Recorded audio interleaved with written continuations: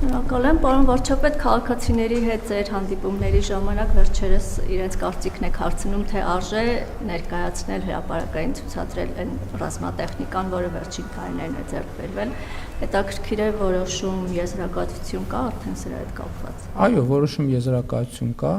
մայիսի 28-ին Հանրապետության օրը Հանրապետության հրապարակում տեղի կունենա ոչ այնքան զորահանդես, որքան հաշվետվություն Հայաստանի Հանրապետության քաղաքացիներին։ Ընդ որում ես ուզում եմ ասել նաև, որ մենք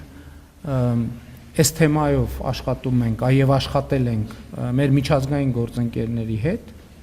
որպեսզի ընդհանրապես զորահանդեսը ինքը շատ նուրբ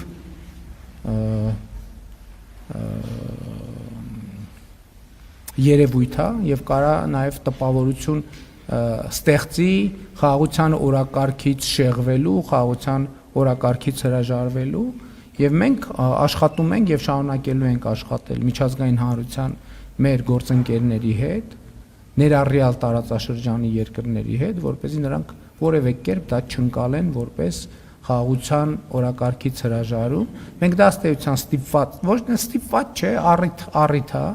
առիթ է, մենք եւ նաեւ հիշում եք, որ ես հայտարարել եմ, որ այն քաղաքացիների խմբերը, ովքեր ուզում են տեսնեն, ես հրավիրում եմ, որպեսզի մենք ցուցադրություն անենք, բայց քաղաքացիների այնքան մեծ թիվ է հերթագրվել, որ իրատեսական չի, որ մենք մարդկանց հերթով խմբերով տանենք, հրավիրենք եւ այնտեղ ցույց տանք, եւ էլ չեմ ասում, որ այդքան մարդ եթե եկավ տեսավ, այդ նշանակում է, որ ըստ էության լուրերով մի մասը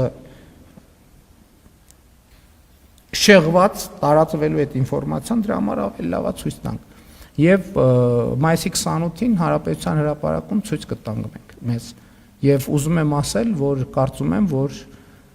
դա Հայաստանի Հանրապետության քաղաքացիների համար կլինի տպավորիչ